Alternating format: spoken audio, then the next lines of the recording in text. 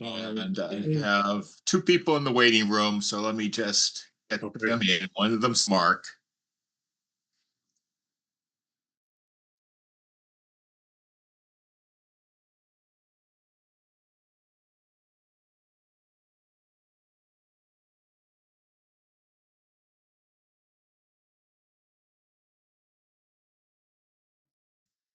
You ready?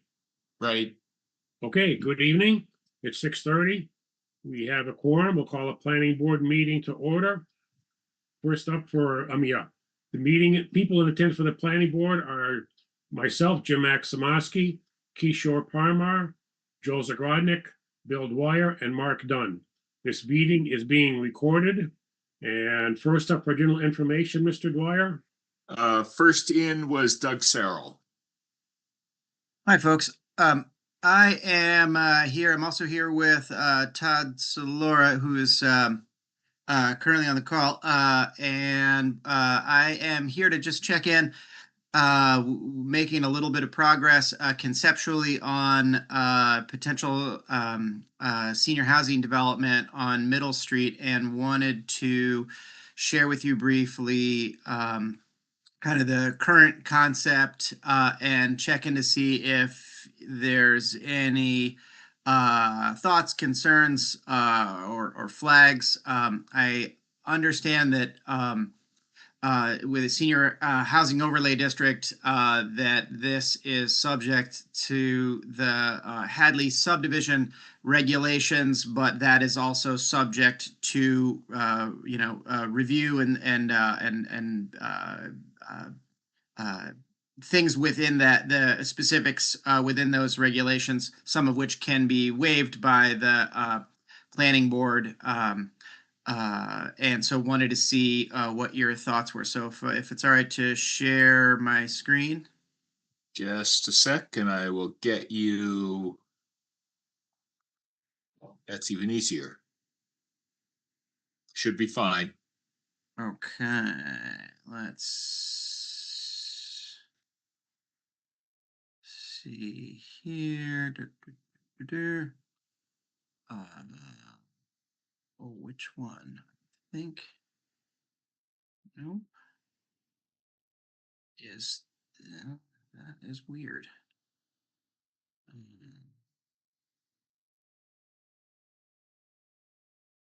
Let's see if this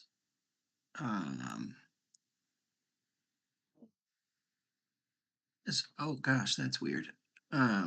What is where did this work? Okay. Okay, are you able to see the plan on the screen at this moment? Yes. Okay, wonderful. So off on the left side of the screen, the property bounds are a little bit cut off. On the west side of the street is Middle Street. I'll click back one image. This was shown previously when we were last here in October's meeting. That what this is Middle Street, and there are two parcels, 40 and 44 Middle Street. And the general idea, just as a refresher, was subdividing these two long rectangular lots to create one 50-foot frontage and then a larger parcel in the back. The total total parcel that would get created would be about 5.4 acres, and these two parcels would remain with the residents as they would get smaller, but they would still. This one is pre-existing non-conforming with its frontage, and that would not the change here that with an A&R would not increase its non-conformity for the parcel of 40. Middle Street, it has enough frontage to allow for this 50-foot right-of-way for the senior overlay district, and that it also would not become non-conforming or anything. Wouldn't so that is feasible to do. And so this A&R would be subject to the fact that a senior housing development is proposed for this area. And so currently what we've drawn out is a 24-foot wide road with a 5.5 foot wide sidewalk that connects from Middle Street and enters into the development to a crosswalk and follows the inner circle here, has a pedestrian connection to it. The road itself connects to, there are 17 duplexes.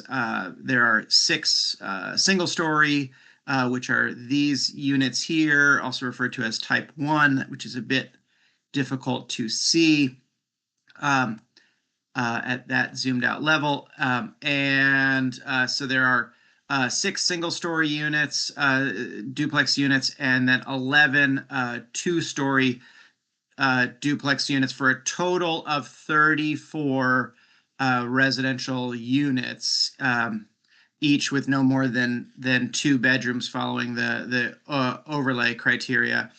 The site right now is currently, this area is basically entirely farmland, and so there is no infrastructure at all within the site. And so for stormwater, we're looking to direct the roadway to some infiltration areas that then overflow into these large infiltration open space areas to promote vegetated stormwater management, and it all fits within the setback and the current radii of this development is large enough to handle a large fire truck. It hasn't been sent over to the fire department for their further scrutiny and input. But as far as we understand from running it through some modeling exercises for vehicles, it's large enough to fit for emergency vehicles. There's a gathering space, a public gathering area here with a seat wall that would have the name of the development on it.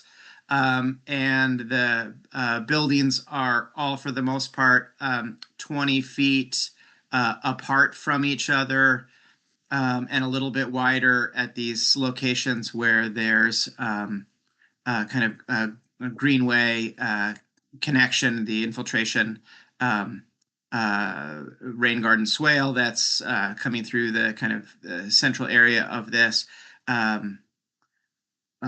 central common area, and that's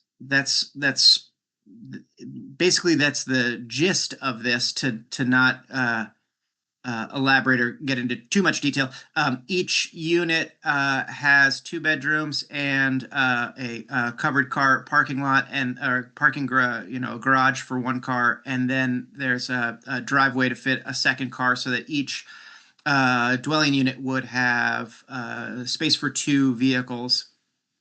And then each one has a covered porch or semi-covered porch for small gathering area. It's currently part of the building outline that's here for connection to for a private gathering area for each unit, and that's essentially the gist. It varies a little from what the subdivision regulations require in terms of how roadways get laid out, but as a private way that meets a lot of functional and safety requirements, we find that this is functional overall. From the west side to the east side of the parcel, it's under 1,000 linear feet for this overall kind of 2-way loop with one main entrance off of Middle Street. So, and before get too long, I just wanted to show you a few images that coincidentally work very well for today's snowstorm. But this is Kuhn Riddle is the architect that's working with us, and they had put together these kind of draft renders to give a sense of the pedestrian scale, and kind of the overall layout to give a little bit of a better sense of what the feel would be like of this neighborhood. But it does look just like it would outside right now, with the snowfall. So that is coincidental. But so I wanted to show you that very briefly, and then I wanted to click back to the main site plan and see if you had any initial questions or if there were initial concerns. We're essentially looking to get input before we submit a formal special permit application. That's all I'll say right now, and open it up to comments and questions from you. Doug, I got a couple. Yes, thank you. Type of ownership, is it going to be a homeowners association ultimately, or is it going to be individually owned by a corporation? I believe it's a homeowners association, but I'm not 100% sure on that. I don't know if you can speak to that, Todd. Sure. The intent is that there'll be condominiums that would be sold to individuals, and so they'd be individually owned, and there would be an HOA that would be responsible for any common area insurance, maintenance, and so on. Snow plowing, lawn mowing, landscaping, but it's not intended to be an apartment complex where there's one owner. Thank you. Okay, On your plan, where is the subdivision? You're gonna create 2 lots. So we have to create 2 lots? To be qualified as a very small subdivision, you need to create 2 lots. Right. This is something that Doug did, Jeff. Yeah. We're with them a while back, No, and I thought we had. if the existing house off of right above your no, the next one, that one. No, not the one above it, that one. If you could convince the owner of that house to change his address to the new street that you're putting in, that house could qualify as one of the building. That lot could qualify as one of the new lots. Okay, that's what I thought. Is that the larger lot was one lot, And then you need to create an existing lot, which means you need to create 175 feet of frontage on your new street someplace. Okay, yeah. Sorry. I'm sorry, Jim, this is Jeff Squire. If we could, going back to the last hearing, and again, this is just to refresh my memory. I know there was originally discussion about creating a subdivision and the need for 2 lots. And then subsequently Doug had presented, the fact that this was in the senior overlay district and that all that was required was the 50 feet of frontage to allow access into the lot. And so I at least my recollection was that was clarified, that we didn't need the subdivision then, because that was, Okay, part of the you're right. conversation initially. I stand corrected. You're right. In a senior overlay district, you need 50 feet of frontage. So how are you going? What are you doing? We see your plan, but Yep. where is your subdivision? That's right. Yes. I mean, it's and I guess the idea was that it's technically, sorry. No, I was gonna say the Right, lot yeah. that's being created would be with that 50-foot frontage along Middle Street and the combination of those 2 parcels in the rear to the east, and that the 2 existing residential parcels that front Middle Street would, exist and comply with current zoning. So that would be the A&R, the subdivision, I guess, if you. Well, yeah, you keep calling it a subdivision. A subdivision is not an A&R. So I guess I'm confused what you're doing. Are you creating a you use the word specifically, very small subdivision. And now you're saying it's just going to be a frontage lot, A&R. So, I mean, I'm not trying to be difficult here, but what are you creating here? Because we need to, you see where I'm coming from? We need. Well, I absolutely do. either No, approve yeah. an A&R. Yep. And I think that Randy Iser is working with us obviously on this plan. And so I think based on our last conversation, or at least interpretation of the previous meeting, that we had what we needed to satisfy the requirements. If there's something that we need to do to, change that address of that one parcel, we can certainly do that. There's no reason we can't. I don't think there's, anything stopping that. I think we just need to be very clear as to what needs to happen, because like I said, the last meeting, we understood that the 50-foot of frontage and the flag lot and the creation of this back parcel would be sufficient. So it's But an A&R, it's not a subdivision. It's an A&R, correct? That's correct. Thank you Okay. for clarifying. Just to be clear, if you're, I'm not, I just want to make sure that you cover your bases. You're not applying for a subdivision. You are going to be applying for an A&R under the senior housing overlay district. Thank you. Yeah, that's We need, in addition to your big project, you need an application for an A&R that we need to sign off on. That doesn't need a public hearing, I don't think. Because it's unique under the, I guess that's something we gotta think about, because it's a unique situation strictly to the senior housing overlay district. Right. They don't want to ask for an A&R before they get the senior housing special permit approved. Correct. So could those be concurrent applications, I guess? Well, I guess when you apply for your big project, you should have an A&R ready so that that's already done. So that when we schedule public hearings, the A&R is in existence. So it's an Okay. A&R contingent upon approval of the, that's Senior housing overlay district. yeah. that's right. This parcel only works for a senior housing overlay district, for a senior housing development, because of this 50-foot frontage leniency that's Yeah. allowed within that overlay district. You're gonna need an A&R, and it's also going to be reducing the frontage on the existing northerly lot. But that, like you said, it's still gonna comply, so that's not a big deal. Correct.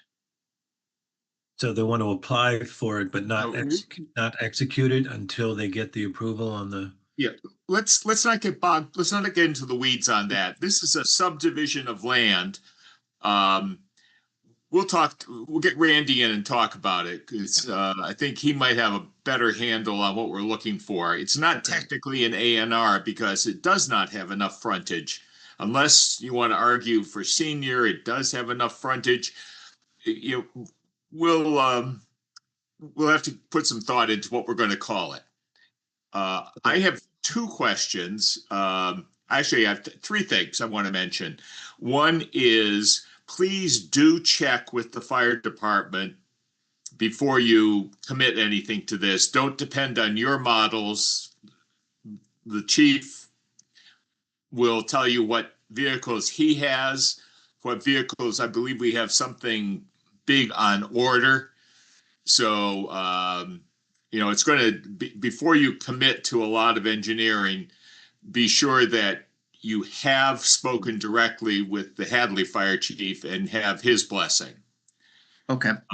Second, and I don't want to get into the weeds on this, I guess we just want to be mindful about where you're going to be putting your snow. Yeah, that was my. You have a few spots around the edges, but not a lot. And of course, you're going to have to contain it on site. So, and then the third thing is, I understand the Postal Service will no longer do, for any subdivision for that matter, will no longer do individual delivery. So you're going to have a central mailbox somewhere, and you're going to have enough room around it for people to park and get their mail. I don't see that you have any sidewalks in here, which is fine. You'll have the street, and you'll not have a lot of I think they do have sidewalks. activity in it. We do have sidewalks. We don't have a central mail like a mailbox location, so that we can certainly work on adding that in. There is a sidewalk that goes around the kind of Yeah. central part. It's this kind of light gray band. Yeah, it's on the this- south of the entrance and it's on the inside of the loop. right? Oh, okay. That's correct. And What- maybe you could squeeze your mailboxes all the way at the east end. Should just check with the post office on where they would require it. Okay. I mean, that's not our requirement. We're just letting you know that you're gonna have to do that. They Understood. overrule us considerably on that. I still have a couple more concerns, questions. So are you through, Bill? Yep. Okay, stormwater will not be allowed to be drained into the eastern swale, which is that would be on the nursery property, and that doesn't drain at all. It's supposed to drain under Route 9, but it was never fixed in this construction. So it just becomes a standing cesspool. So some way you're gonna have to take your water and probably go to Middle Street. Or, Right. The town will let them tie into an existing town structure. pardon? The town doesn't want them tying into the town system. Currently in draft form, the site slopes from west to east. And we are You saying east elevating. to west? Sorry, yes, thank you very much for clarifying that. It's been a long day. From east to west. And so from the rear of the site towards Middle Street. And so we are currently at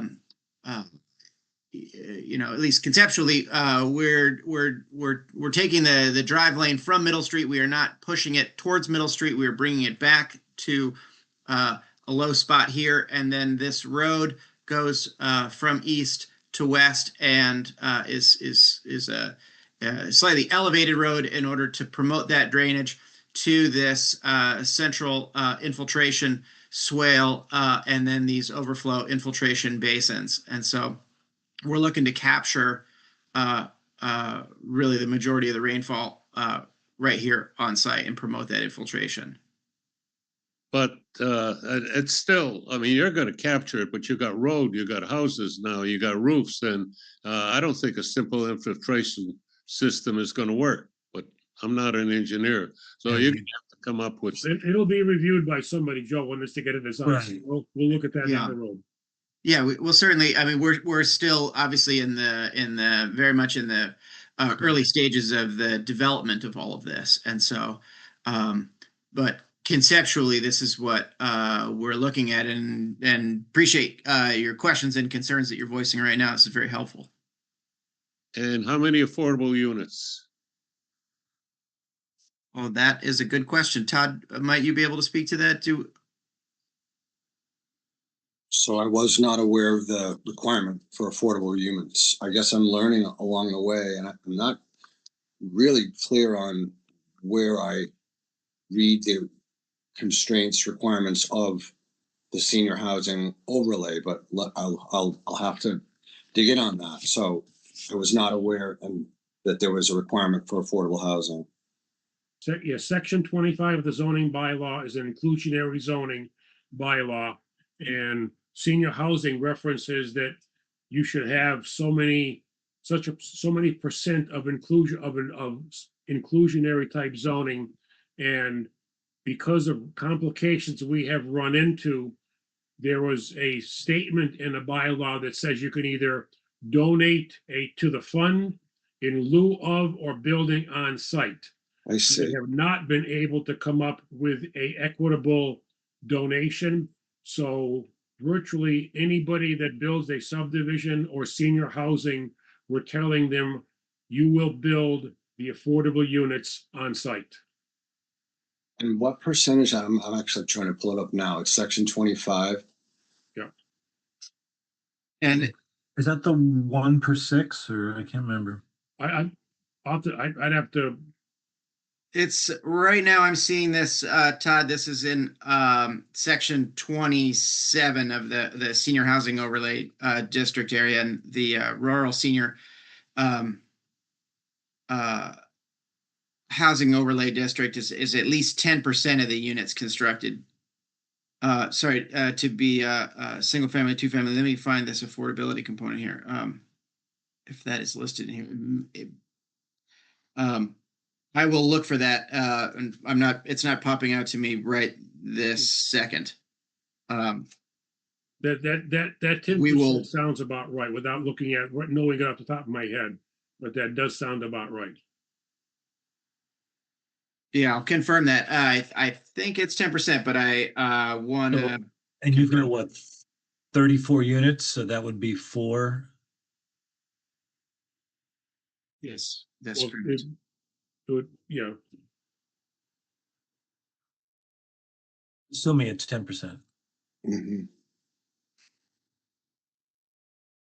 Yeah, we'll certainly get back to you with an answer on that and respond to that. Do you guys have other questions? Joe, do you have additional questions?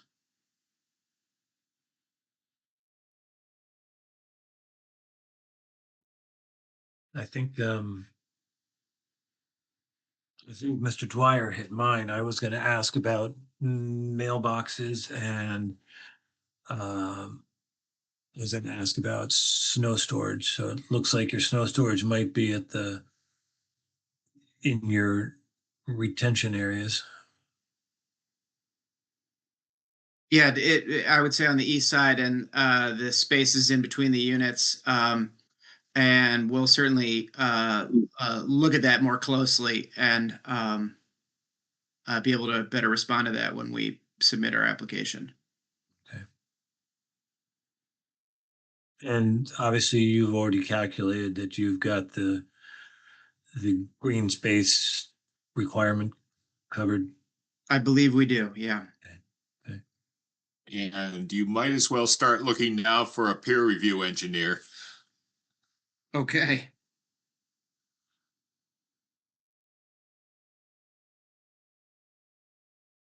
All right, it sounds promising. But by the way, we do not require that you wait until you file a plan to go looking for a peer review engineer. If you can use someone from our list, or if we can expand the list, which is maybe something we should talk about, you can get started anytime. Okay, great. Yeah, when we get to that stage, we'll start doing that. And if those that are on the list are not available for whatever reason, we'll certainly raise that discussion and ask about that. But yeah, thank you. Appreciate learning that. That is a helpful thing to know that we can get that started.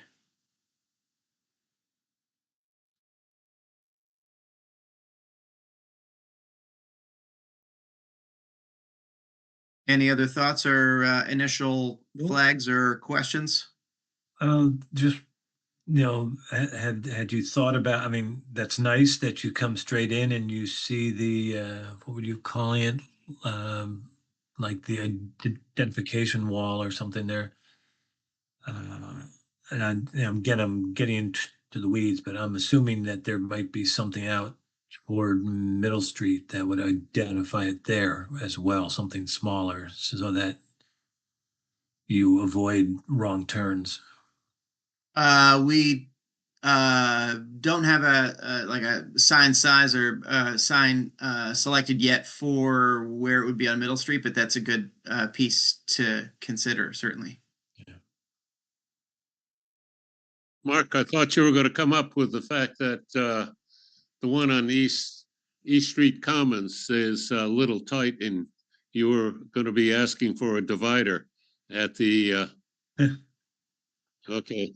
No, I was wondering if they had any shared space, like East Common has that gazebo, but they do have that little gathering area right behind the sign.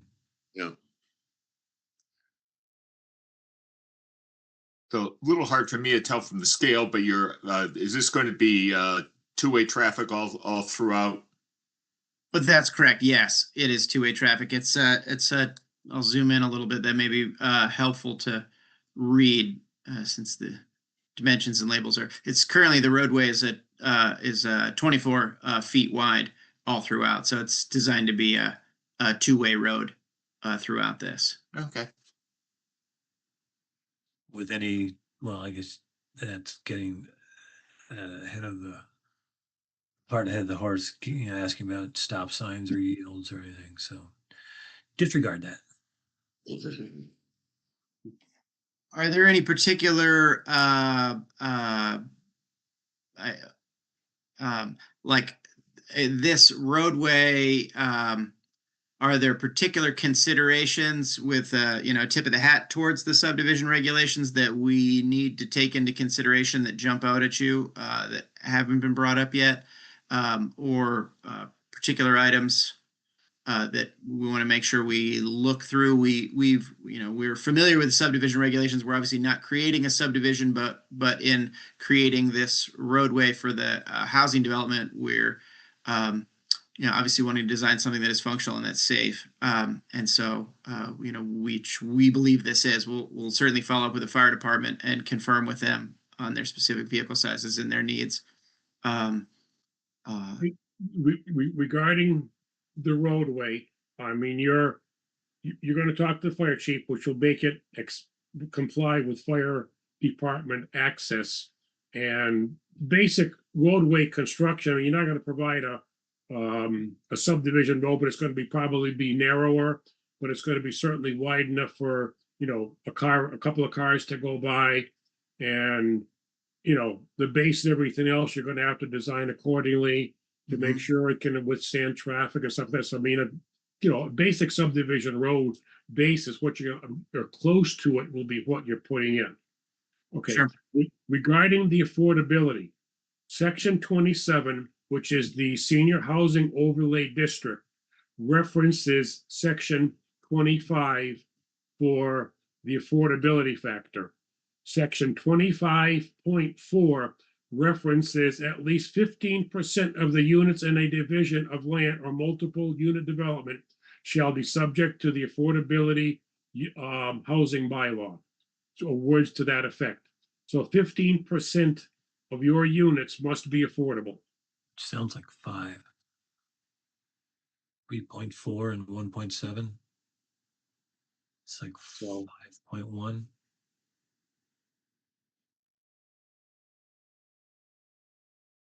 Sorry, Todd, you're muted right now. So by a calculator, 34 times 15% is 4.8. So I guess we have to round to 5. Okay. Now, as regarding the subdivision regulations, certainly when you have subdivision regulations, the town has certain criteria for water, sewer, so that it would have a symbiotic relationship with their water sewer hookups and where the shutoffs will be. Now, this is going to be a homeowners association, so do we or should we even get into that, or is it going to be strictly theirs? So if they want to put in some different types of shutoffs, they can, and they're responsible for them.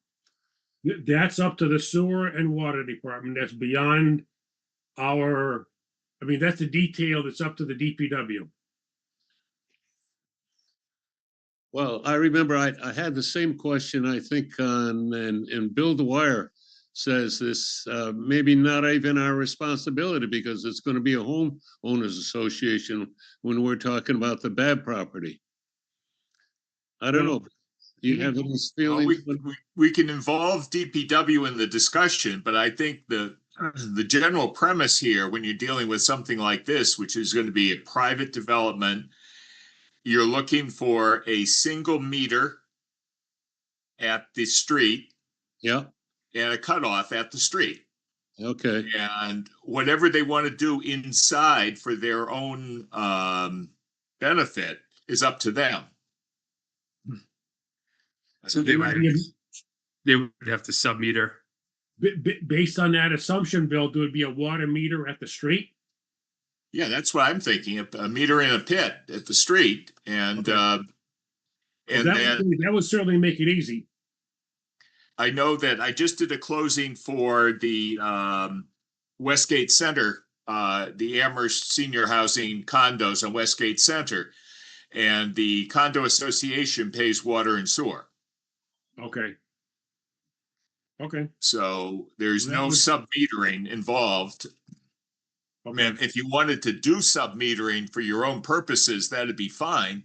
But I don't think the town wants to get involved in maintaining 34 connections on a private way. So I think Well, that's yeah, why I don't mean, Bill, that they maintain them, but just in case there is an emergency that couldn't be covered by some other private organization, that the town could come in and shut it off or some way. We would definitely install individual water shutoffs to each unit. We just did a project in Northampton, so there would be a sewer clean out for each unit and definitely would be an individual water shutoff, as well as a main shutoff for any hydrants that are required, a gate valve that would be a shutoff for any hydrants. So you can isolate components. Okay, there you go. okay. That's reasonable. Thank you. Talk to the fire chief Thanks, about Tom. hydrants too.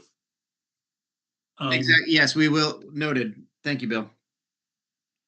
Doug, would you remind me what the address is on Middle Street, or it's a new address, or? It's not yet created. It's in between 40 and 44 Middle Street. So conceptually, we're 42. referring to it as 42 Middle Yeah. Street. Call it that.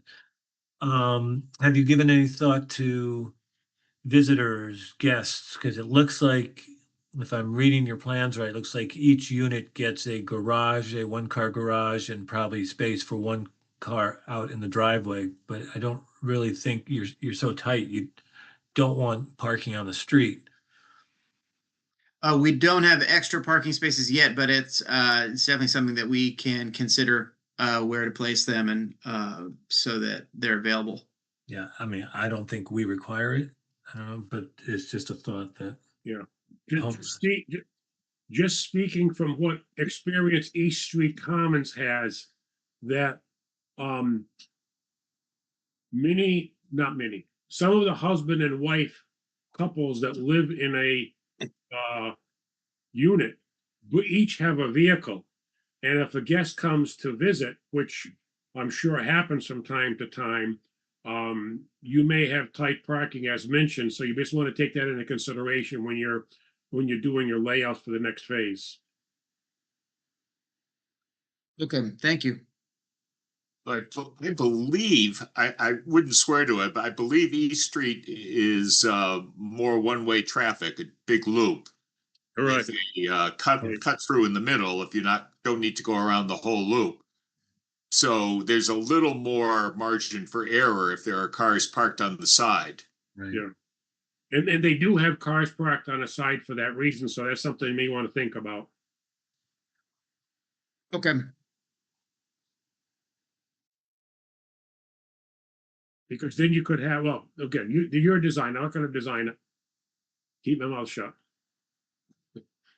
Well, these are all the important considerations that you Yeah. guys are sharing right now. So appreciate all of this. And to be honest, East Street Commons one-way traffic works pretty well because then there are cars parked in the street and they're not hindering, the traffic flow. Some people have cutouts into their front lawn for an extra parking right in front of their house on East Street Common. Okay. Kind of unrelated, but I went to a destination wedding years ago in Slovenia, and I picked up someone at the airport in Venice, and they had grass coming through pavers for their airport parking lot. I thought that's pretty cool. So it's not all impervious. Anyway, it's just an aside. Interesting. They probably don't have a lot of snow in Venice. That's probably true. Well, you've got a bunch of comments, both, Yeah. some are probably real worthwhile and some are probably not, but that's fine. You can sift through and go accordingly. Okay, well, wonderful. Well, I'll stop the sharing here. Let's see here. Are you guys still seeing my screen? I can't tell if I'm sharing actually. Yes. Yeah, You you are. You'll see it. Okay. Still seeing let's- that, and your personal emails are also coming up on, no, just kidding. There we go. I'm still seeing it. There we go. There we go. All right. All right, perfect.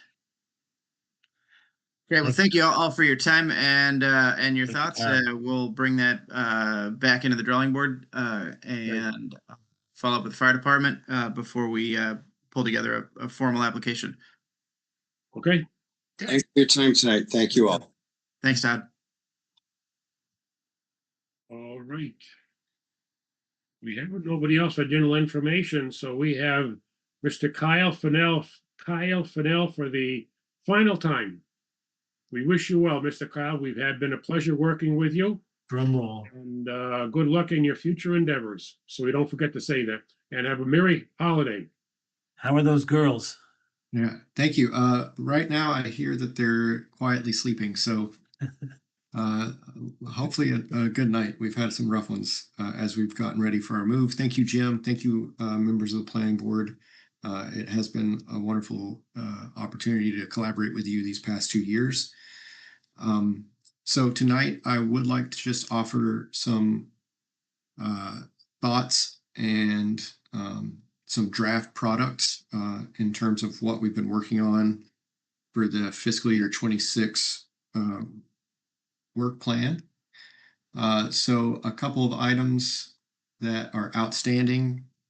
Unfortunately, the standard conditions, we have not gotten a chance to look back at those given the recent solar applications. I was hoping to review some of those meeting recordings. I haven't seen those, so I haven't been able to kind of augment what we were working with.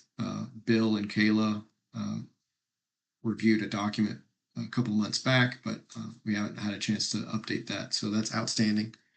Work is underway, but I think there are some additional thoughts to be considered before I think it captures everything that you want to have to make those special permit decisions a little bit more streamlined and hopefully those meetings a lot shorter in the future. I will resend that to Mr. Dwyer just to make sure that he has it in his official planning board email and it's accessible. Thank you.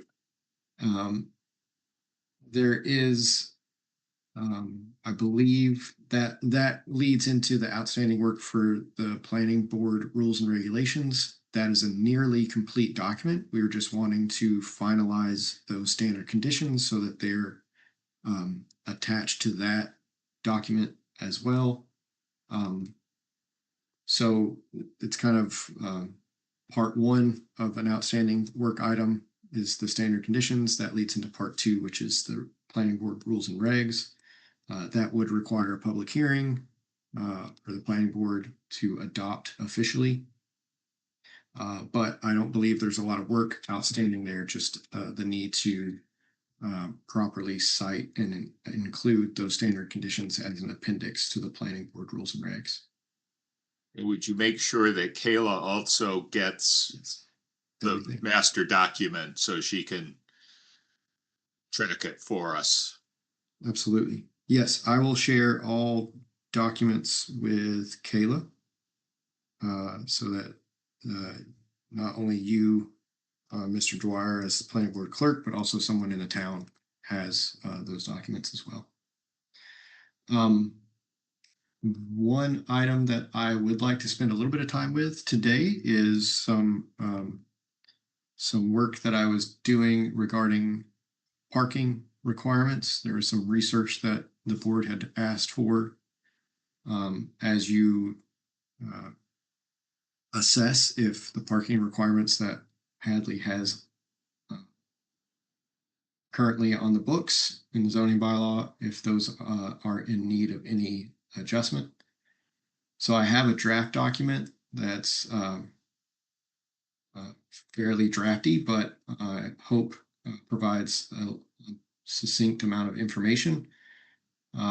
Primarily a comparison with the community of Springfield, but some discussion on additional parking considerations that come out of the 40R smart growth zoning work that we've been doing.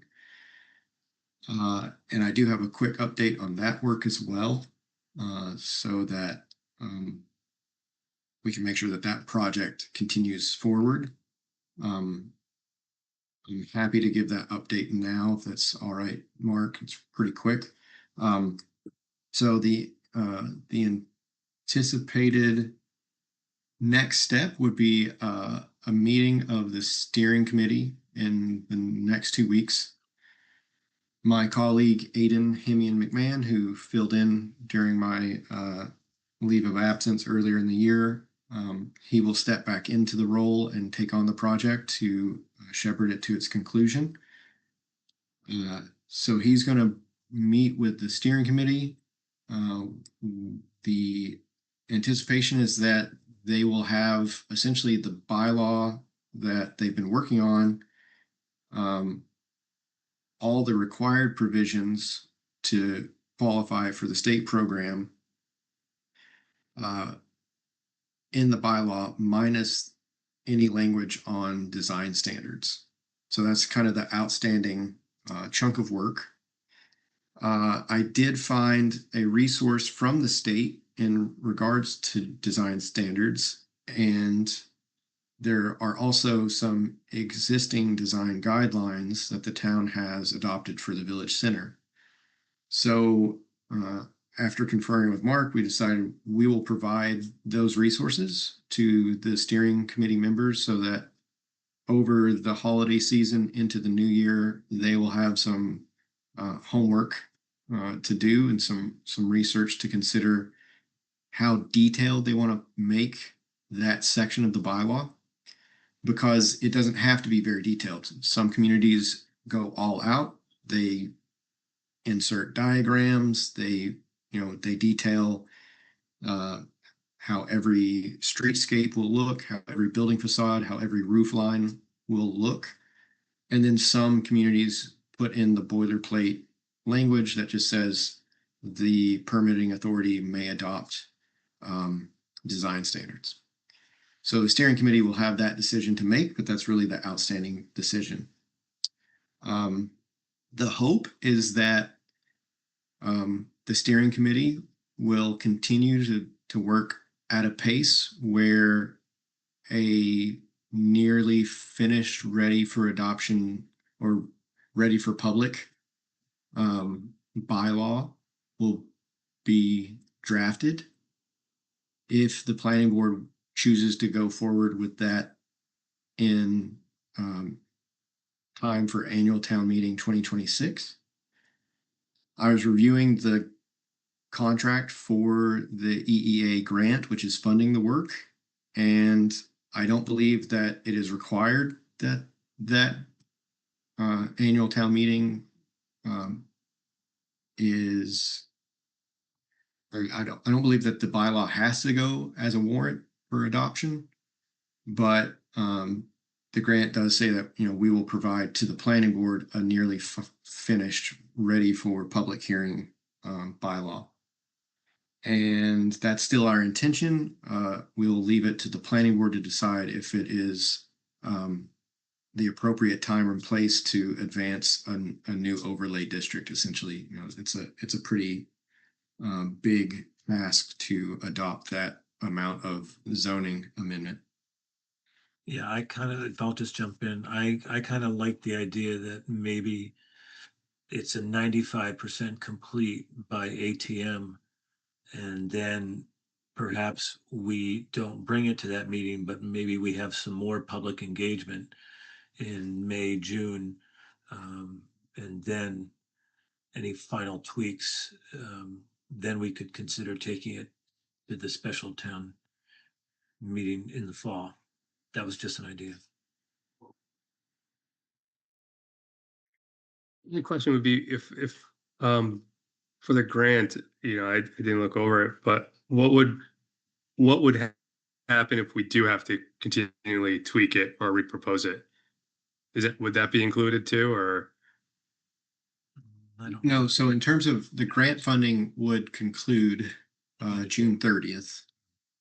So the the deliverable that the Office of Environment or Energy and Environmental Affairs, who awarded the planning assistance grant, they are looking for a draft bylaw that the planning board is happy with. Hmm. So we will have to submit that upon the final report, but we don't necessarily have to submit, a completed 40R application with all the documentations and the letter of or the determination of eligibility and all that kind of further documentation from the Office of Housing and Livable Communities, which is the 40R program administrative agency. So I will confirm. I've got a contact. I know the managing planner at EEA for this grant, so I'll connect with them in the coming days just to clarify that detail and communicate with Mark and Aiden. But I'm not worried if the planning board decides that annual town meeting is not the appropriate time. I'm not worried that there's any issue with the grant. So like Mark said, our hope is that, this is a 95% complete bylaw, if not more than that. And if the steering committee and the planning board think that, it's now or never, we're going ahead, then it's ready for that course of action. And if the planning board would like a little bit more time, it's really close. It just needs, that little bit of refinement. That was, I didn't want us to feel rushed like we had to have it at the May town meeting. If it was possible to have it basically ready, but maybe we do a little more feedback and public interaction before we bring it. And I think we want to take a look at how the annual town meeting is shaping up for issues and other articles anyway. I know we are definitely looking at a handful of zoning articles anyway, which are pretty straightforward and, standalone and not too hard to explain. But if this came up at 9:45 p.m., it's going to be a thumbs down probably. Yeah, I think we want to evaluate that. So yes, Kyle, we definitely would like some feedback on what the constraints are of the grant. And I hope that they will understand that we have some constraints with what we can bring to town meeting and when we can bring it to town meeting. Right. We're not the only show that night. Yeah.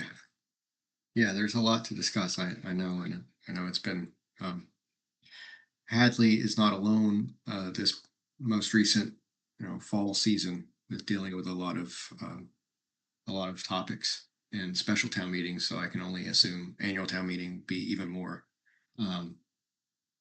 exciting, to say the least. But yes, I will follow up. I will make sure to include in my next and final report to Mark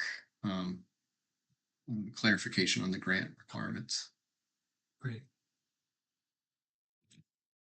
So then I guess the last point about the 40R project is there was a short list of kind of outstanding questions, topics that the steering committee had found as we worked through the bylaw. I've reached out to the principal planner who manages the program at the Office of Housing and Livable Communities to request a quick check-in this week. I've included my colleague Aiden, who's going to take over the project. And we've worked with this planner before. We've met with him on other 40R projects. So we think we'll be able to kind of clarify those things and get the bylaw kind of really reflective of what the steering committee is concerned about and wanting to create for the town. So just wanted to make sure that I noted that. So then I think the last thing I would like to share today is just a quick review of a draft document. It's kind of an annotated outline of a report and research, a little technical memo on parking requirements.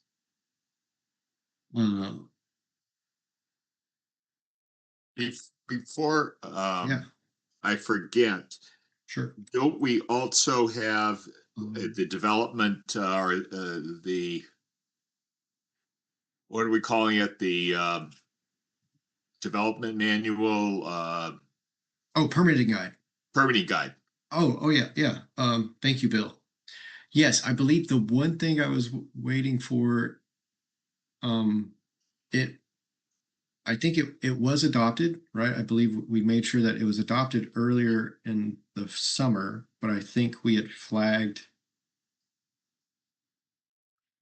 Correct me if I'm wrong. I may be confusing this with one of my other communities, but we may have flagged the ADU language. So I think if there's anything that needs to be revised, amended for the permitting guide, I think that would be the only concern. But I'm pretty sure that we got the building commissioner to look at it and got a thumbs up from them, and I believe it was good to go.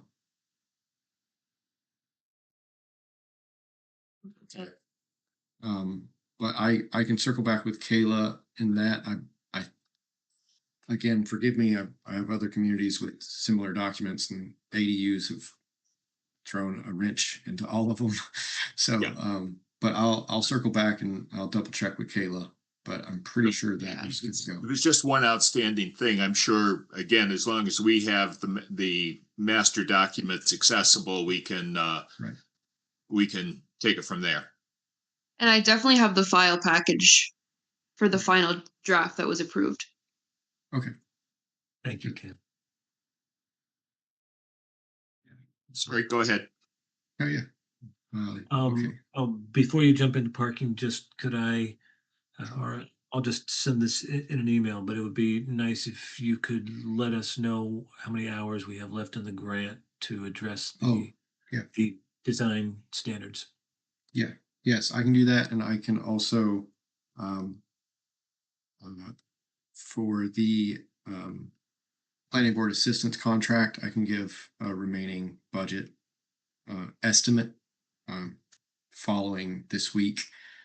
In terms of who will take over my role joining you all at your regular planning board meetings, I do not know who that PVPC staff person will be.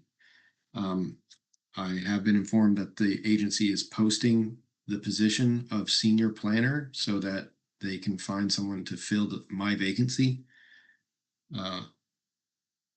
So I don't believe that person will be on staff in time for the first planning board meeting of January. But I would hope they would be ready before February. There is a deputy director for my department coming on board who may be able and willing to step into this role, but I don't know that for certain. So I will make sure that Ken Comia, my director, the former planner who supported the board, will keep Jim and Bill and the rest of you kind of in the loop in terms of who's going to step in and take on this contract. Thank you. So, let me share. This is right. Okay.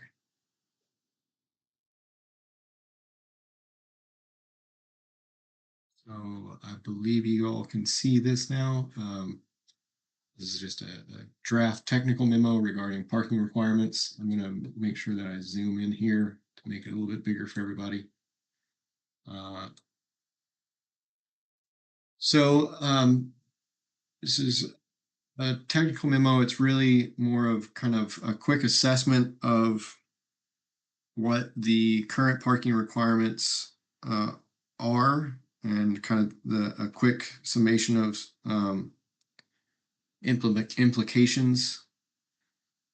Then I go into a community comparison, primarily looking at Greenfield, Massachusetts. That was based on a recommendation from the planning board. And I have a pretty thorough kind of summary of what their regulations are. I then compare that to what we've been discussing with the 40R, the Smart Growth Steering Committee, because that program has requirements in regards to parking. Yeah, it has minimums, whereas we tend to have minimums, right? Yeah. And then I provide one of the communities that we've been looking at. I give a quick run of their kind of examples, but we've been looking at the steering committee has been referencing 3 neighboring towns that have 40R districts: East Hampton, Northampton, and South Hadley. And generally, we like East Hampton bylaw and some of their decisions, so I just included those for now. And then a quick kind of bulleted list of some recent trends to consider. And I'll have some more thoughts when I send over the next iteration. So I'll walk through this and feel free to offer feedback as we see things. But, generally the existing parking regulations can be found in section 5.4 of the zoning bylaw. This general requirement of off-street parking equals twice the floor area of the building. And this is in the limited business, and industrial zoning districts. There is some exception in the industrial zoning. But essentially, for every square foot of building gross floor area, there's 2 square feet of parking area. And that, my understanding, does include the lane of travel. So that doesn't necessarily mean that that's all space dedicated to parking spaces, but it's total area, including driveway entrance, ingress, egress. Kyle, just to clarify, just to make sure I'm understanding. So twice the floor area of the building does not mean twice the footprint. So if you had, if it's 1 story, then it's footprint. If you have 2 stories, 3, it's the total square footage of the building, no matter how, right? That is correct. Yeah. Right. Yeah. That's a good clarification, Mark, because when it gets to the implications, you're for a multi-story building, you're creating more than 2/3 of the impervious surface is going to parking. So it's an interesting. I will say, just briefly, I haven't seen many communities that approach parking this way. So it is interesting to think about, and I do appreciate this challenge of looking into it and offering some thoughts. So there is an exception to this 2-to-1, or 2-to-1 ratio in the instances of industrial and manufacturing uses in the industrial zone. So, again, limited to this particular type of use in a very limited geography of town. That has a requirement of 1 space per 300 square feet of office space floor area, and 1 space per 10,000 square feet of other floor area, and 1 space for every employee on shift. So in terms of this kind of exception in the instance of industrial manufacturing use, this type of requirement is more traditional You know, it's a very specific to a very exact use, and it breaks down, you know, the number of spaces, not necessarily the total area of parking area. You know, so this bullet B, which comes from the existing bylaw, is more common for most communities that have parking requirements. They spell it out to this detail, as you'll see when we look at a table further down the document. So Tailored to the occupancy use. exactly, yeah. And you know, communities can get as detailed as they want when they write these parking requirements. You know, as detailed as a table of use can be. You know, or the dimensional and density requirements of a zoning. You know, those tables can be more or less detailed. Parking requirements are similar, typically in communities. Existing zoning does allow for these requirements, these minimums to be waived, but that requires a majority vote from the planning board. And this is allowed for alterations or expansions less than 10% of the existing floor area. And then, or upon the finding that parking is sufficient.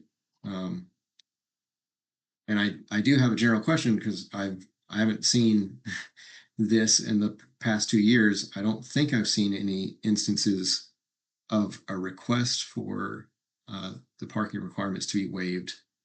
And I would just had a general question kind of outstanding to the board's recollection. Has there been any recent request for this requirement to be waived? And if so, has those Just granted? as a general overview on that one, Kyle, the planning board has issued waivers, but Okay. it's really been, it's a TDR, that they can reduce parking by putting money into the TDR. I think it's 1 acre of farmland gets them, I forget how many parking spaces off the top of my head.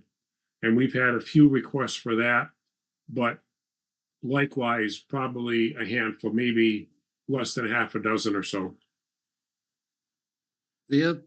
Another one, Kyle, is that in the limited business district, there's a company that has apple cider testing, and they requested some parking on their property, and we told them there'll be no parking on the street. Well, they don't park on Route 47, but they go around the corner and park on Stockbridge Street. And a couple of weeks ago, I counted 16 cars parked on Stockbridge Street. That's a little bit of an overflow to what they were anticipating. You have any words of wisdom? How do we control that? Yeah. I don't know if I have words of wisdom for you, Joe. I wouldn't presume to think I have much wisdom to share. But I will say that when it comes to this issue of off-street versus on-street parking, and I'll get to this a little bit, but for the last 2 decades or so, it's become increasingly common in the planning profession to reassess the kind of the price point for on-street parking. And there's, you know, an increasing desire to appropriately price the cost of on-street parking. And, you know, it's tough for communities like Hadley, where, you know, truly designated on-street parking is limited, if there is any. Correct me if I'm wrong, I'm not aware of any where it's actually metered and, you know, people are allowed to park on the street. So then you have these instances of, kind of illegal or unauthorized parking on the street. And then it becomes an enforcement issue, right? This is not only zoning enforcement, but also, traffic enforcement. So there's the issue of that. But when it comes to, truly dedicated on-street parking, that increasingly communities are looking at how do you price that appropriately? Because the externalities, right, the unintended costs are borne by, if you don't price on-street parking appropriately, the unintended costs are carried by the developer, who then has to meet a requirement for off-street parking. And that, the square footage, the cost of square footage of pavement, particularly 2 to 1, that creates a lot of added cost to a project. It also creates a lot of, other costs in terms of environmental implications, greenhouse gas, all these other things that we can get into. Added runoff. Right. Yeah, runoff, stormwater runoff. And I think this is particularly of concern when I look at Hadley, when you consider that, most of these zoning districts, you're not necessarily your limited business, but your business and your industrial zones. Large portions of those zones are in your water supply protection overlay, or even your floodplain. I think there are some sections that may even be in the floodplain. So you're in areas of resource protection. And this is one of the big implications of the current zoning and how your existing parking regulations have a direct impact on your environmental quality, particularly your water quality. So,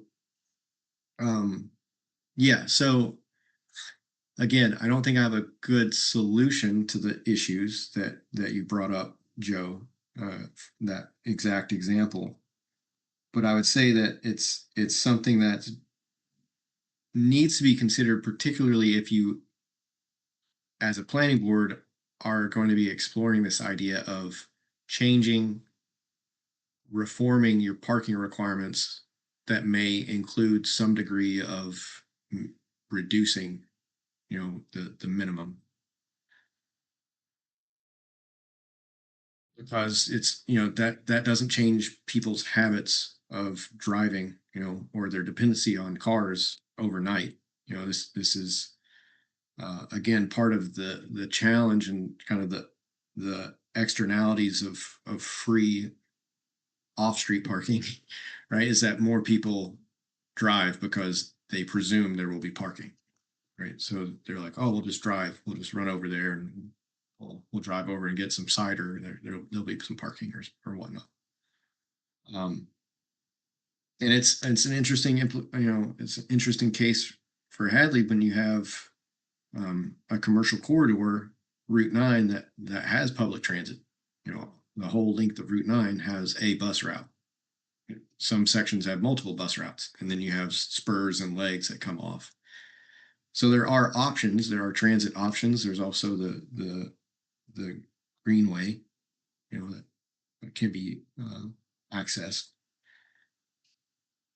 But by and large, the pattern that has been established is that there's ample parking all across the business and industrial zones.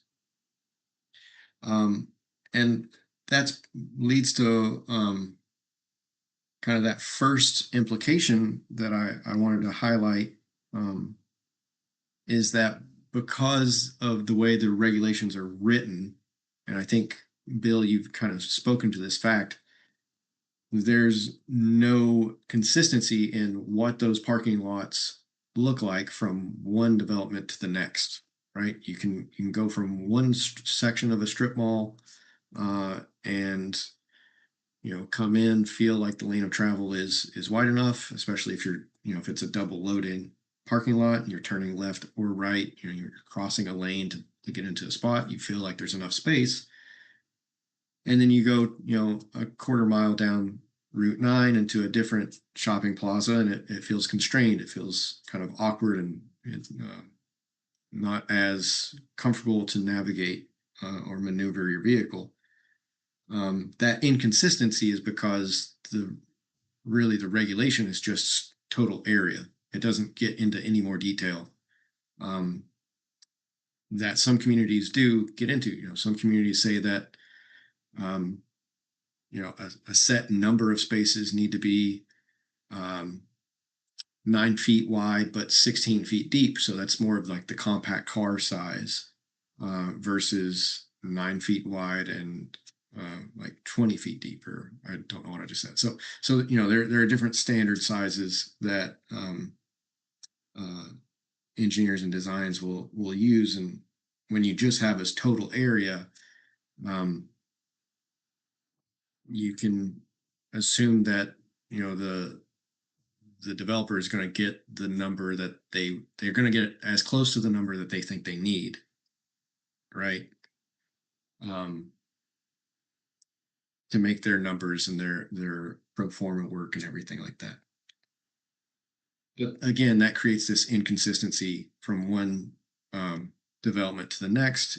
It kind of breaks the pattern, or it creates that kind of disjointed pattern in the built environment. And then the second implication I wanted to speak to is really that increased stormwater.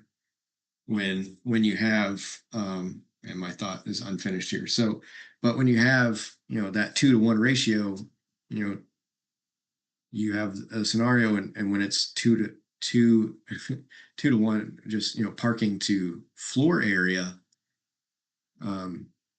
you have this potential that your impervious cover, total impervious cover of a lot, more than 2/3 of that is actually just parking. Because your building footprint could be small but tall, but all that area has to be spread out horizontally for parking. You have the potential scenario of much more square footage and surface area covered with pavement, impervious surface, creating more stormwater runoff, creating more potential contaminants or pollutants entering water supply or waterways. So there's I think a serious environmental concern and implication with the way the current parking requirements are written. I think it's creating some impacts that aren't always thought of. So I just wanted to point that out. Yeah, I think my understanding is that we have a high standard and then we bargain down. But if the developer isn't willing to or isn't prepared to spend the money on TDR, then they have to meet the requirement, which kind of shoots us in the foot, is what I'm hearing you say, because then we kind of knowingly are asking for more than we think they actually need. But if they can't afford to buy their way down, we end up overly paved. So, but and I think Jim has corrected me on this or reminded me of this in the past. There is an option for them to have. They don't have to pave it all, right? They just have to show that they have the area that could be expanded if a new use, if they sold and they had a new use, and it could. What do we call that area? Reserve parking. Reserve, right. Okay.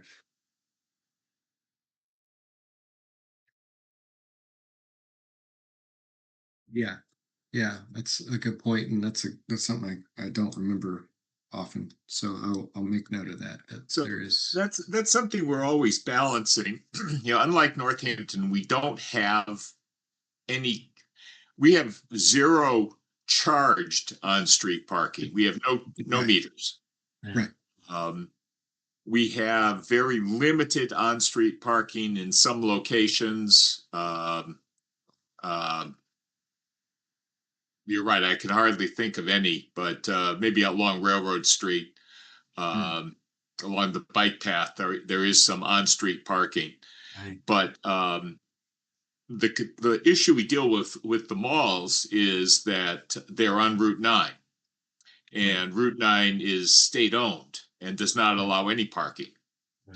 So what I've always told people when I've been describing the parking requirements are that we don't have any municipal facilities like Northampton, which can afford to excuse downtown businesses from providing parking because they want them to go to the garage. So we don't have a garage, we don't have on-street parking in any significant amount, and we can't let you park on your neighbor's property.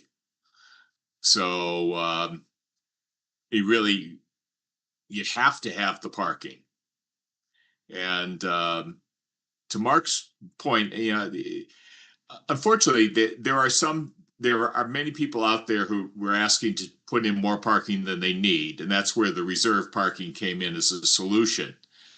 But then there are also the few that are abusing the system, that they have insufficient parking for their demand, but they don't want to find a space that would accommodate their demand. And sometimes, and you'll probably see it, well, you won't because you won't be here, but we occasionally see at Mountain Farms Mall, there are no parking places, between now and Christmas. On weekends, there will be days when it is very hard to find a space in there. Right. It used to be the case at Hampshire Mall as well, less so now. But even when it's at full occupancy, there's no other place to go. I've driven around the parking lot and driven away because there's no room at the inn. On that note, just an aside, I've frequently driven through the Walmart parking lot, and there's like a car carrier trailer that parks there overnight. It seems to be there frequently. Do you think that's something that just isn't being enforced, or do you think they have an agreement with Walmart has a general rule that overnight parking of semis is permitted in their parking lots. That's a nationwide thing, pretty much. Oh, okay. They kind of encourage it. Okay. It's a good way to get along with truckers. Yeah. But during the day, you will see It's gone. Yeah. probably none. Right. And at night, so what? Nobody's, the parking lot is pretty empty anyways. Oh, I like that. They're not the only ones that have that general understanding with truckers. Yeah. So if I want to park it there, and then my wife or partner comes and picks me up and takes me home, and then I get back there in the morning to get my truck. No, that's good. I like that. It's kind of like what the steering committee's been talking about with PVPC about the mixed use, where you have residential above that parks there at night and the commercial during the day. So you're kind of trying to share the resources. I like that. But as Bill said, we're kind of an outlier. We're not like those other communities in that Right. we don't have the street fabric of secondary streets with parking. We either go from Route 9 and then you're almost immediately off of that into residential. So there's not Right. really, we're just a small community.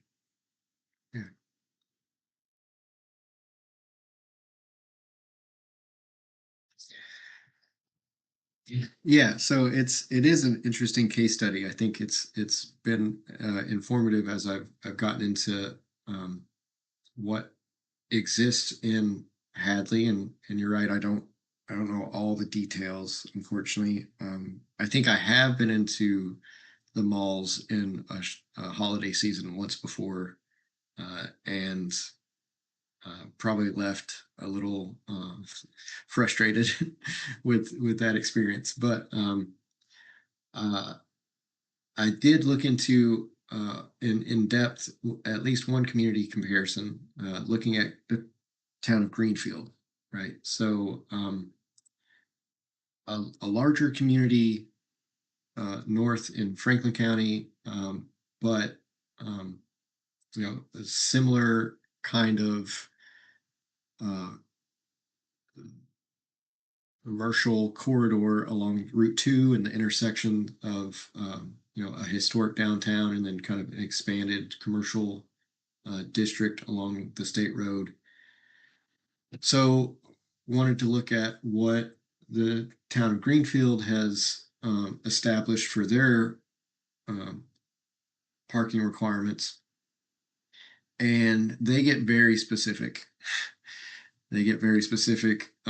They do allow for some exemptions, primarily in their central commercial district, which I believe correlates with their kind of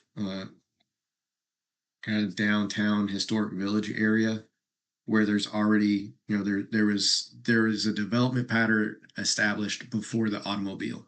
So they built into their zoning some exemptions, recognizing that it doesn't make sense to completely disrupt the built environment to allow for a singular mode of transportation. So they created some exemptions for the central commercial district, but generally their parking requirements apply across the town.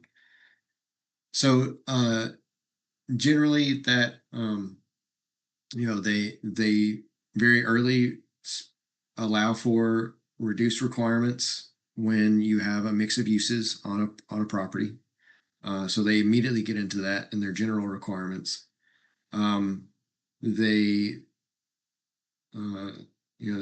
allow for garages very quickly. They allow for garages if they meet the requirement of spaces. They permit a reduction of those requirements by special permit, very similar to what Hadley allows. And then they also allow for if there is a non-conforming parking lot, right, or parking space that doesn't meet the zoning, that can be continued. There's no need to increase the parking if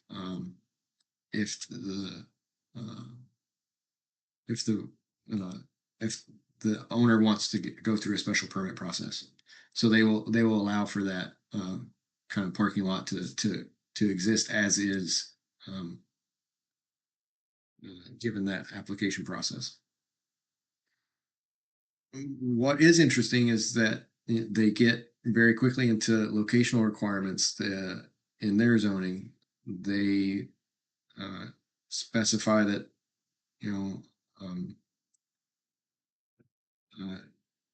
front yard parking, or parking within or in proximity to the front setback line is prohibited in all districts except for their planned industrial. So they try to force parking in different locations. I don't know if that's fully accurate, because I'm picturing some areas that I think are in Greenfield that don't align with that, but they they ensure that off-street parking must be on the same lot. They allow for off-site parking for a project if it's within 500 feet. They also allowed for the shared creation of shared parking for 2 or more structures, provided that the total numbers of spaces kind of are calculated so that they know that the lot can serve both uses. So kind of what Mark was saying with the 40R approach to shared parking, it's similar. They get into design requirements. They get very specific with their design requirements. Unfortunately, they're not very graphic, and so it's or visual. So it's hard to translate, but there's a lot of details in terms of the separation of driveways, at the limit of driveways driveway openings onto a parking area limited to 2, unless those are separated by 200 feet or 300 feet, depending on where they are. There are constraints in terms of how wide those driveways and those entrances to a parking area can be.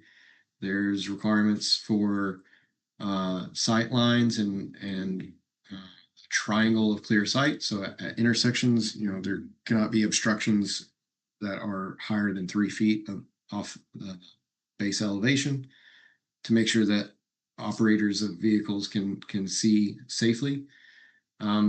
What's interesting also is that there is town adopted design standards for off-street parking from the DPW. I've not been able to locate that document, so I don't know how detailed it is. The zoning does reference also, I'm blanking on the official title, but common engineering and design standards for parking are also referenced. And then they also encourage and or permit permeable pavers, so different surfacing for parking areas. Then they also get into landscaping requirements. So interesting, they for parking lots of 7 to 20 units, they actually require 5% of the lot area be planted. And if there's a lot of greater than 20 spaces, they require a minimum of 10% of that lot area to be planted. And typically that's in the form of islands. I think between every 2 rows, there's supposed to be an island, but that can also be a median.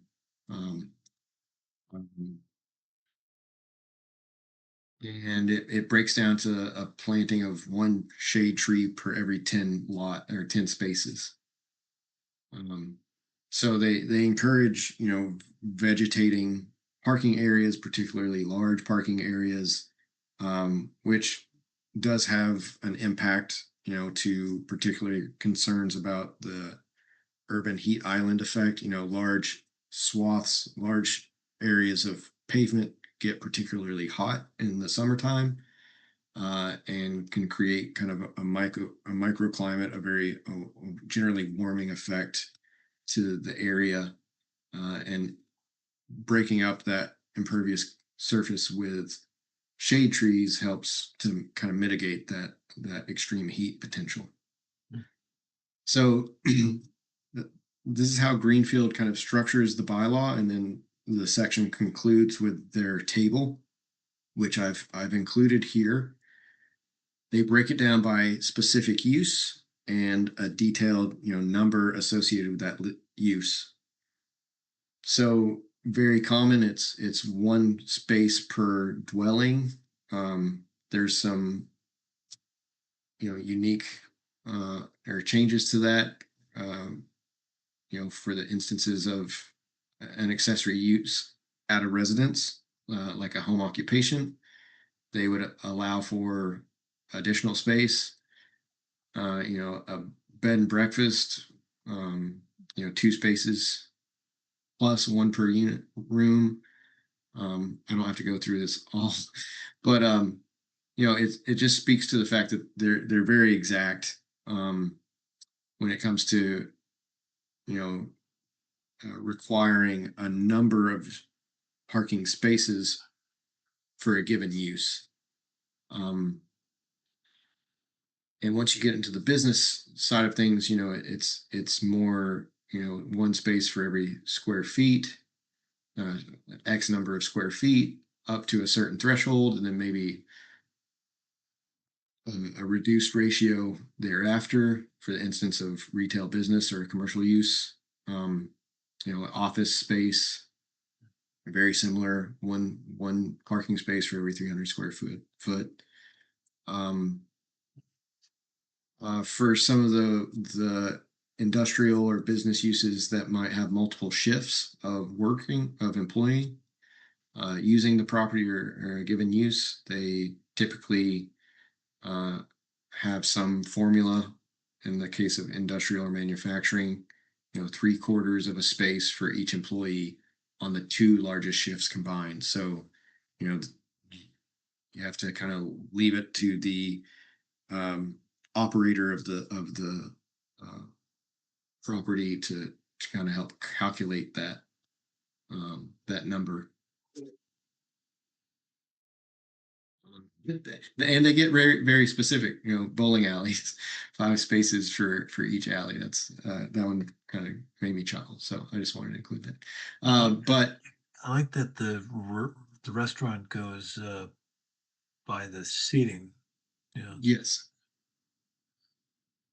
So, yeah. So and that's more common, particularly, you know,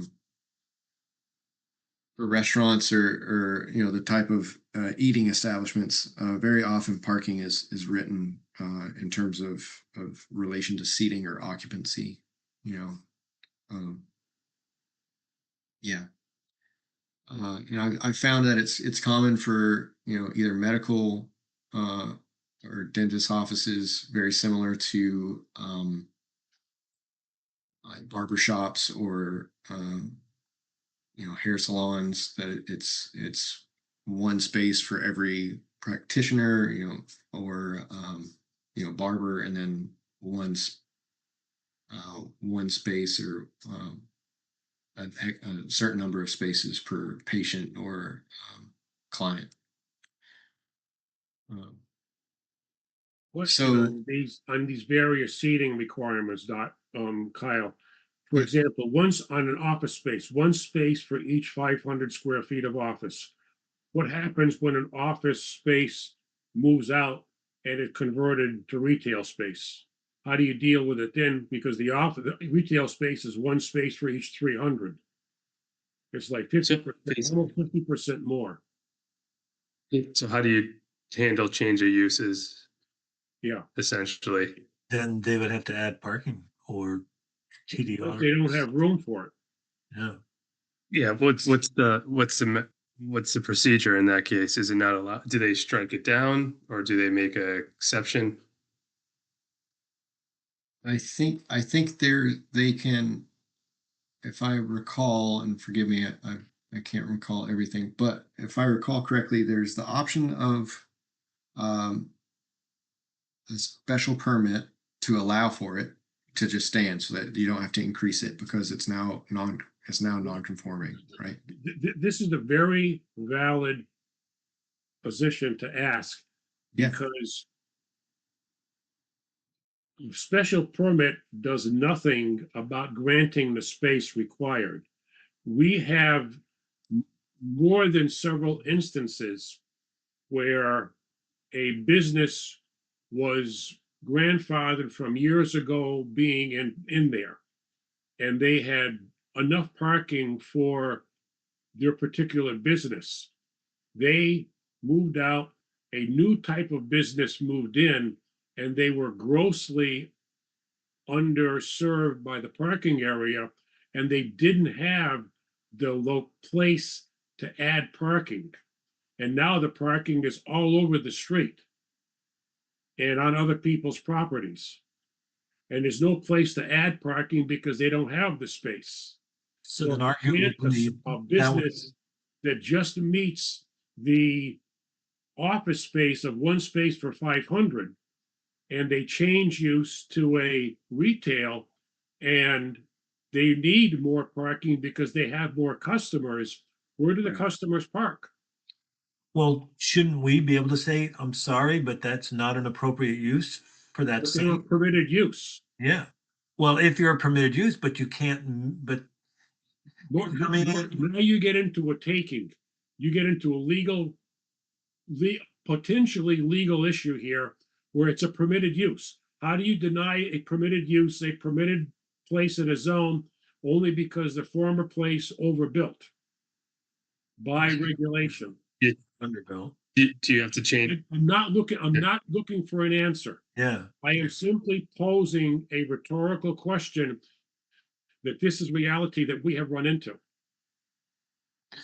Okay. So, yeah, I don't think I've hit this while I've been here. So do we not have the authority to say you don't have enough parking? That's, you know, you can't go there? We It's, have. it's the legal you say question. that to about- somebody that's building a brand new building, you're too big for the parcel. Yeah, I don't know if you have the ability to say that to somebody that's moving into an existing parcel. geez, we certainly should be able to, because that's, yeah. I that's don't know that appropriate. answer.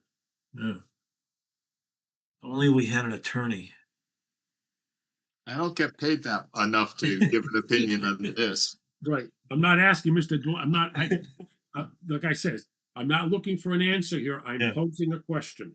No, And it's something that if we start looking at these various numbers, and I'm not opposed to making some kind of a better standard than what we have, we Yeah. need to tread very lightly and make sure we have answers for these situations. yeah, I'll circle back and double check to see what the procedures in the Greenfield case study suggest, and include that in the draft that I send over to you all Yeah. by the end of the meeting. Yeah, Yeah, I I'll mean- try to get an answer for that. that's interesting, because I just assume, I'll try to think of an example. So let's say someone, let's say Amherst Copy decides to sell where they are there on Railroad Street, and somebody wants to come in and put some high intensity retail there. There's not adequate parking. If it's a permitted use, we should still say, well, you're a permitted use, but that site doesn't support what you're proposing. You need to either have a smaller retail presence or find a different site. But you're not sure we can say that. Like I said, I Yeah. don't know the answer to Yeah. that. That, like Mr. Dwyer said, that's a question for council. Yeah, And I'm not looking for an answer tonight. I am simply saying something we got to consider. right, right. Continue, Kyle. Yes, happily. Yeah, so this is the example of Greenfield. I thought if the town if you all would like further examples, two communities, I think in the Pioneer Valley, a little bit closer, but south, that could be of interest. Thinking about Agawam, which is a much larger community, but I was looking at municipalities with the same kind of general land use pattern and commercial space as Hadley. So thinking about, communities that have a very similar type of commercial corridor along a state road, particularly. So thinking about Agawam, and then also Southwick, a rural community that has a state road and commercial corridor with a lot of daily traffic. Not necessarily the same kind of neighboring pressure as Hadley might experience, being next to Amherst and also, on the river and the access to the interstate. But I thought if you all would like further investigation, these were the two communities that I thought would be worth kind of exploring quickly. Great.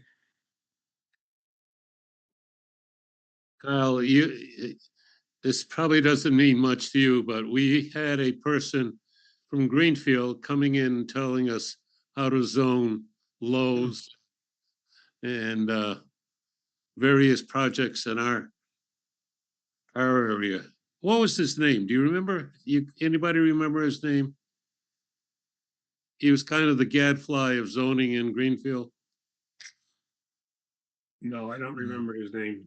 That's funny. Right, Right. 12 o'clock tonight. Okay. Yeah, they'll come to you at the worst time, I'm sure, Joe. Yeah, so we can add some additional context or kind of comparison with these two examples, and it'll be a bit more succinct if we add that. I did want to dedicate a little bit of time, because the steering committee has been examining this or thinking about this. 40R, the state program for smart growth zoning, the incentive program, has some guidance and some required provisions as it pertains to parking. The program requires that the local bylaw establish parking maximums. So, currently Hadley has on the books a minimum that all development needs to meet. 40R says a town can stick with those. They can continue to include those minimums, but there has to be a maximum. You can't go too high in your number of parking. And so that's really the requirement. It's vague. It's left up to the locality to determine what that maximum is. And most communities just create a very similar table, right? Similar to what Greenfield sets as their minimum requirement. Many communities, your 40R districts, set a very similar table, but understood that those numbers are the maximum. That's the ceiling. And the developer is free to reduce that as they need. The 40R provisions do encourage allowing for that reduction if a minimum exists, allowing for that reduction, and also encourages the use of shared parking. They speak to the location of parking. They outline instances where the reduction of a requirement may be warranted. I think there are 6, but I only have 4 here. But if there is a surplus of off-street parking in the vicinity of a development, that's kind of vague. The availability of public or commercial parking, shared use of off-street parking spaces with peak user, that's speaking to what Mark was saying, for those mixed uses, particularly residential and commercial, where peak use is presumed to be at different times of the day. Shared use and a reduction of requirement is encouraged. Or in instances where the age or other occupancy would limit or result in a lower level of auto usage. So for different types of uses, that may be the case, where you just don't have occupants or residents that need or have an auto usage requirement that would necessitate those parking numbers. What's interesting also, and I was hoping to, and I didn't get into this, 40R encourages shared parking and gives some references to how to calculate those numbers. So I believe one of them is the Land Use Institute has a parking assessment tool. So that's one thing that I was hoping to include in the next version of this document, and my successor might have to get into that, but I think it would be interesting just to kind of add some context to what this accepted methodology might be. But like I said, the 40R smart growth,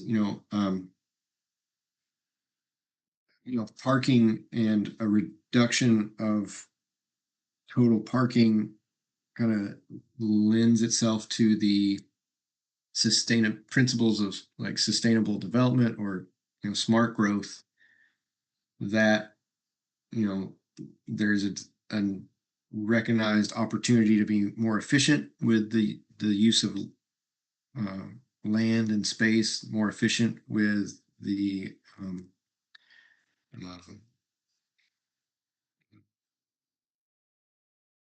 use or expansion of infrastructure.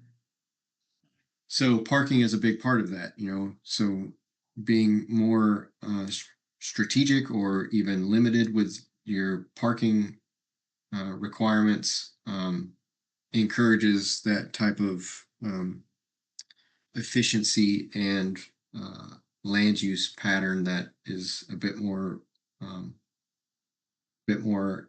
concentrated, but hopefully less impactful all in all. So just in the instance of East Hampton, how they formed their parking maximums, right? So this is their maximums in their 40R district. No more than 2 parking spaces per dwelling unit for a single family. A duplex, which also includes the conversion of a single family, would have a maximum of 2 per dwelling unit. So that would still be 4. For a residential that is 3 or 4 family, that's 1.5 spaces per dwelling unit. For a multifamily, so that's 5 dwellings or more, that's 1 parking space per dwelling unit. For the instance of a bed and breakfast, it's 2 spaces plus 1 per room. Very similar, I think, to how Greenfield set theirs minimum. A convenience market or a pharmacy, the maximum is 1 space per 1,000 square foot of gross floor area. So this is where you're getting into really limited parking when you start to get to these kind of strictly non-residential uses. Which But I seems just more want to add the kind of permanent. caveat is that it's kind of with the presumption that and I think in the instance of East Hampton, there has to be mixed use. So there's no instances in the East Hampton 40R zoning where a convenience market can exist by itself in a development. There would have to be a residential component. So there would have to be some combination of the residential calculation in addition to the non-residential calculation. So just keeping that in mind, when we're looking at the 40R examples, many of these requirements are presuming a mixed use development where there's, there are additional spaces calculated for the residential use that may be available for the non-residential use in that off-peak time, So again, kind of forcing that shared use kind of development. Should do quick, Kyle, on the Yeah. residentials, do we need to include that in the 40 for single family? Does that single family really need to be included in the 40R district? It's a good The question. reason I ask is Yeah. you've got, let's say we adopt the 40R district in center of Hadley. There's a lot of existing single family homes. Does that mean that if somebody wants to build a single family home, they can't have more than 2 parking spaces for their home? Interesting. Yeah, that's a good question. That's the way I read this. Right. I think Well, that would also be if they chose to use that overlay district Right. instead of the underlying district, right? right. Yeah. So I think that's where if a development wanted to come in, if the hypothetical Hadley adopts 40R and someone wants to develop a single family home under those provisions, yes, it would have to be limited to your maximum. But also keep in mind that the 40R then also sets a minimum density requirement. So for the single family homes, you're talking at least 8 single family dwellings on an acre, right? And so I think the idea there and why I would include single family is the more likely development pattern would be attached single families in the form of townhouses or row houses, Yep. right? So four connected. So, Or so if something like that. somebody's in the 40-yard district Mhm. and they don't want to build a 40-yard dwelling, they just want to build a single-family home on a 3/4 acre. They don't have to comply with the 40-yard district laws. No, it can be opted out of. Yeah. Right, couldn't they choose the underlying district? If the town wants to adopt it as an overlay, yes. Yeah, Okay. I think Okay. I think there are communities that are. I don't think there are many communities, but I think there's at least one community that's 40R that adopted it as a base zone. So they scratched everything. They they delineated this district and they said all the underlying zoning is repealed for this geography. This is now 40R smart growth zone.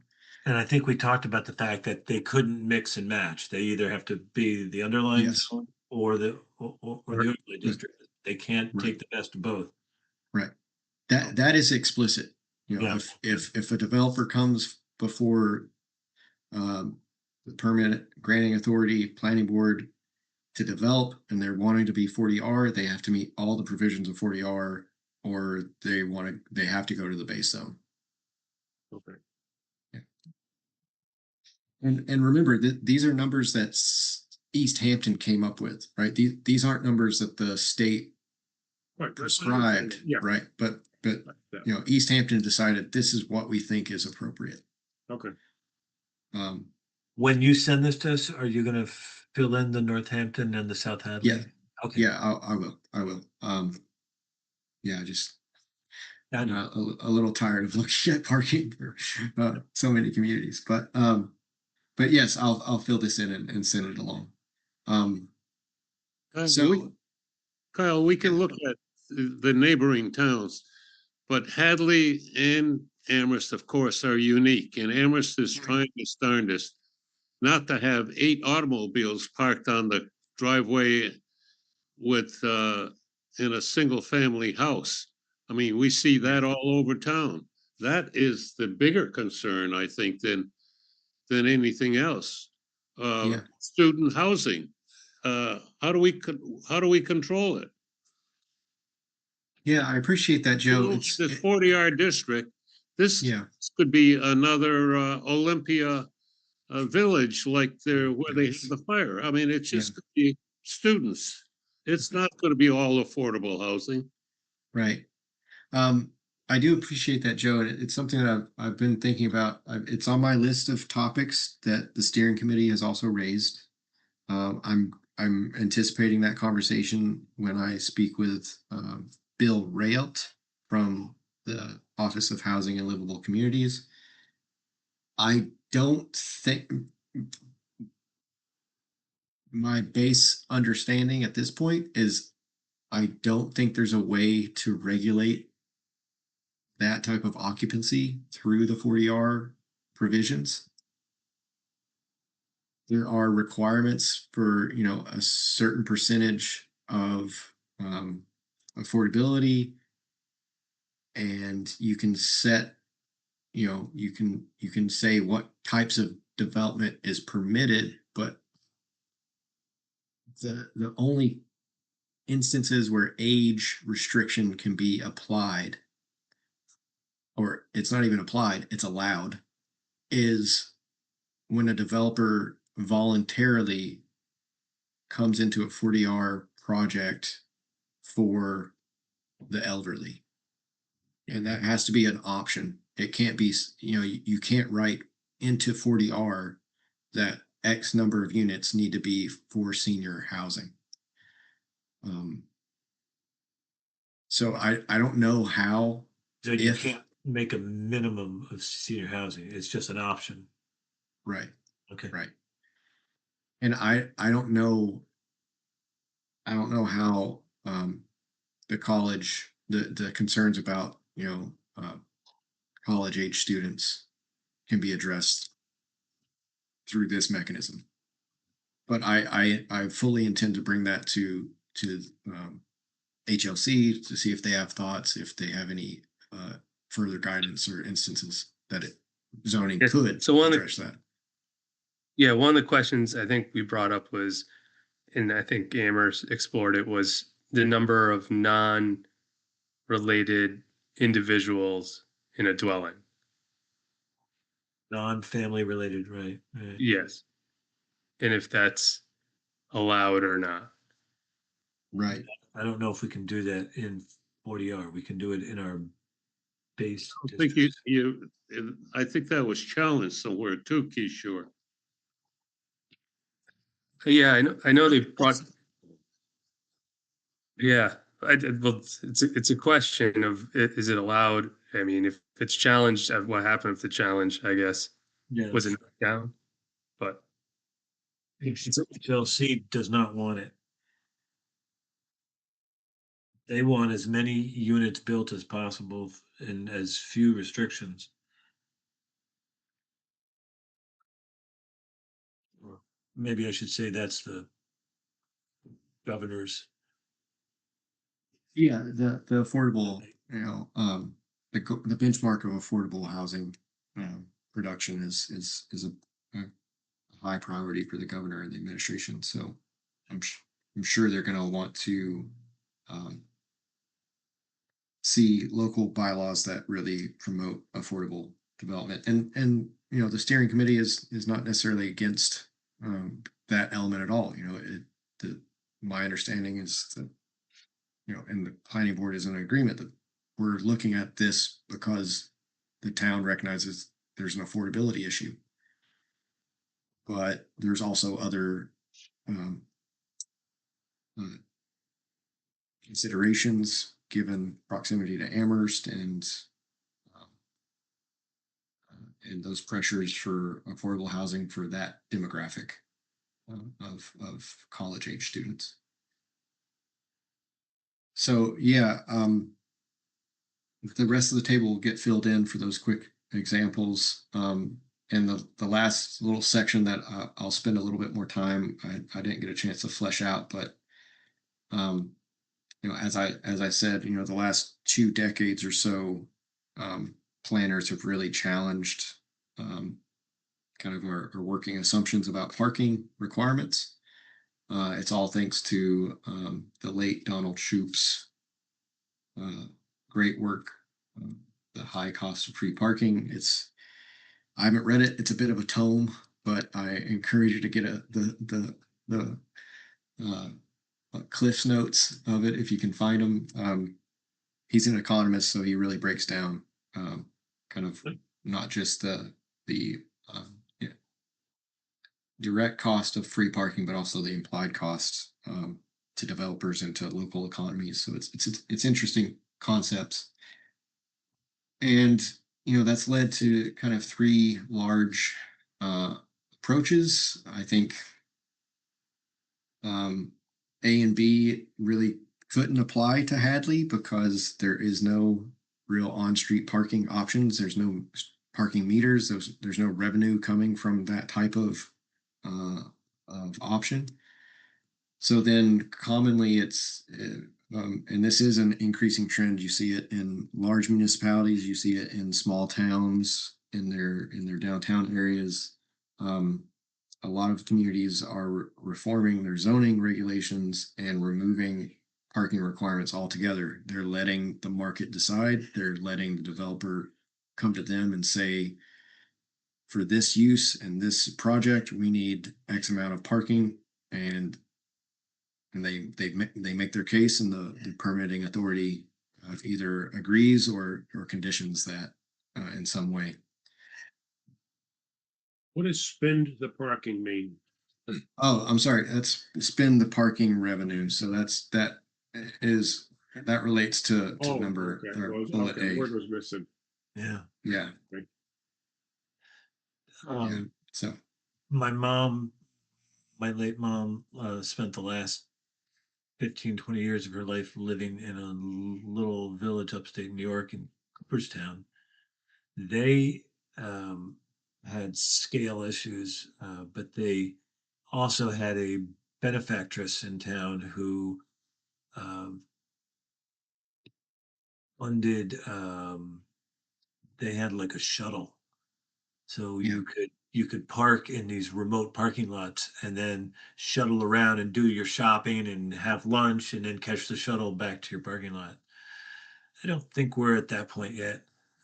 Joe, you gonna give like $1.6 billion towards that, maybe? We'll fill up the tobacco barns. There you go. There you go.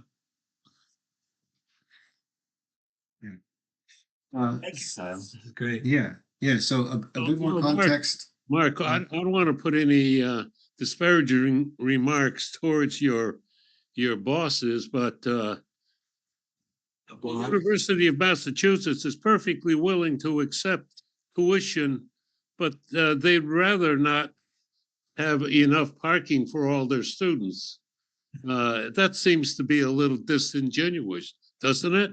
I think they're working on housing issues. I'm not involved in that. That's They've been above my working pay on grade. it 50 years, as long as I can remember. And isn't Amherst doing some new zoning along University Drive to try and encourage more development for student housing there? Maybe they'll ease our student stuffers if they can pack U Drive. Well, I certainly would if I were in a position of being a developer. Yeah. Right now, they're getting $1,000 a month a bed. Well, That's a pretty good return. Barry's about to build 6 that big months. thing where Rafters was. Gentlemen, you're way off topic. Yes, Okay, all right, yeah. we digress. Time to go. We're into the goat milk. Yeah. We don't want to do it till midnight. Okay. Yeah, a little bit of context to include in this draft, but it's, I hope it is a helpful reference and some good information to help continue the conversation. It's definitely something that Hadley is not alone in considering. It's the appropriate amount of parking to require for any use. But I'll get some of that information included and send over that next draft, so that everyone has that. We can continue the conversation without me, unfortunately. You will be missed. Thank you. Yeah, thank you all. Thank When's you, last day? Kyle. I will work throughout this week, and then next Tuesday I will be moving northward. You're going to be a very busy person the next several days here to finish everything up. I have been a very busy person, and Well, I yeah, didn't and know. I wasn't meaning that you haven't been. You've got a lot to finish up in the next 3 or 4 days here. Yeah, I'm just trying to get some things, a few things nicely tied up with a pretty bow for the holiday season, and then some things just have to be handed off. But I wanted to complete a couple of these things for you, because I know we've been working on it, and there's I know that I'll leave it in very capable hands, handing it off to the board. So We very much appreciate all the effort you put in the last couple of years. And you served us well. Thank you very much. thank you. Yep, I do thank you. appreciate it, John. Live long Yep. and prosper. Yes, thank you. I will be in touch, Bill, Mark, just emails just to wrap up some of these things. And Jim, Kishore, Joe, wish you all the best. Thank you, Thank you. and have a good night. Have a good holiday season for you and your family. Thank you. Good luck, You as well. good luck in your new position. Get those 2 little stockings hung. Yes, I gotta go. Thank you. Bye now. Thank you.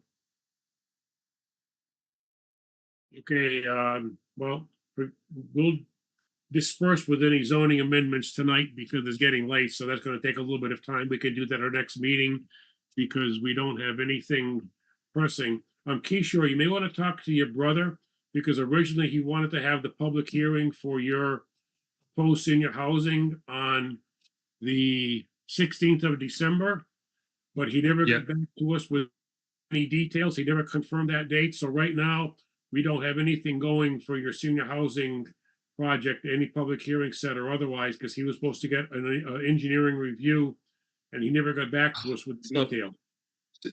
So Berkshire Design never got back to you? Nobody got back to us. So, Okay, I'll um, talk to, I mean, I'll talk to Berkshire I- Design. the reason I mentioned that, because I know you were in a hurry to get something going, and I don't want to just keep putting it off. At least if you say something on the 16th, we can have the hearing for the first Tuesday in January, if you can get it going. Do it. Pencil us in. I'll confirm it tomorrow. Okay. Yeah, I mean, that's fine. I mean, either way, Okay. we're never gonna make the 16th of December because it's too late to hold any public notices. So the earliest we could do something is the first Tuesday of January. Yeah, that'll probably be me. I know Shirtle's traveling, so Okay. I'll probably be there. I'll be there anyways, but I'll probably Okay, I'll probably put on a different hat for that. Yeah, that's fine. Yeah, just be cautious about that. Let Berkshire Okay, carry the weight on that. okay, They know how to do it. They've done it Yep. before. Yeah. okay. Will do. Let's see. Jim, before I forget, but the guy was Al Norman that came from Greenfield and Oh, was. this is Greenfield. Oh, yeah. He Sounds has like Gadfly. Yeah, he's Yeah. he's a paid what do you call him? He's paid to fight this kind of stuff. Alex, you have Meeting your organizer. Alex, you have your hand up? You're muted, Alex. He's a planner for hire. No. I didn't see the hand go No. up for Hadley Media. Got a hand up. Yeah, he Nice. Let's. That might be a mistake. might have been a mistake. He would have slid it up to the corner of my screen and he didn't. Okay. The only thing we might want to just mention is the Board of Health is trying to convene a meeting on the building lots coming in on North Branch Road. Right. The health inspector has some concerns about it, is asked to have various interested parties get together. I think either Jim or I or both of us can take care of that. From a zoning perspective, single family dwellings are allowed by right. Yeah. In that district. Which road is it? Off in North Branch, it's the, Turn if dump. you're going to the dump, you go Yes. right instead of left. Yeah, there's that house that's been going out. And So, I guess there was some other lots that had been sold, and there's potential for other lots on that area. And it's concerned because there's no town water. It all have to be septic, no town water, and it'll have to be septic tanks. And that combination sometimes has been a problem. Didn't V1 Vodka look at a site over there, and then there They was, decided, they decided that wasn't adequate for their needs. and then there was a kennel that almost went there. Yeah.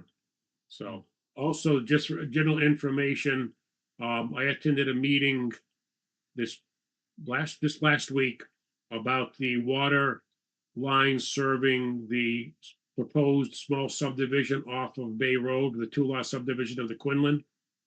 And there was some concerns raised that the water regulations say this, the DPW and the water commissioners are doing something a tad different, but the way the regulations are written, they're within their right to do it. But it's a little bit fuzzy on certain things. And so they're looking to convene a committee, which basically will be, probably myself as a member of the planning board and DPW, et cetera, Board of Health, trying to make sure that the water regulations that the select board and the DPW administer are a bit more succinct. So,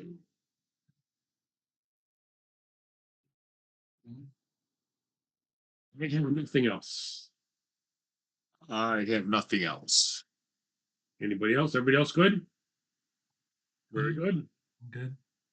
Motion to adjourn. Motion to adjourn. So moved. Second. A second. All in favor, roll call. Done, aye. Where I. Maximovsky, aye. Farmer, aye. Zagrodnik, aye. Motion. Guys carried. have it. Meeting is straight. Thank you to everybody. Thank you, Kayla. Thank you, Alex.